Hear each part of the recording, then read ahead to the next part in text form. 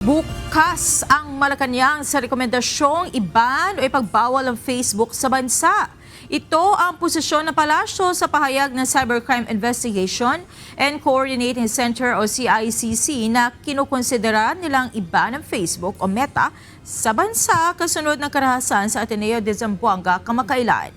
Ayon kay Palace Press Officer Undersecretary Claire Castro, bukas sila sa anumang pag-aaral ukol sa ideyang ito dahil na rin sa paglaganap ng fake news maging sa ibang social media platform.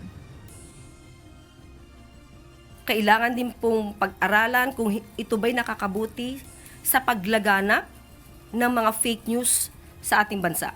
Kung hindi magkakaroon ng accountability ang anumang social media platform, at para nababaliwala ang ating mga hiling para maproteksyonan ang ating mga kababayan laban sa karahasan, laban sa fake news.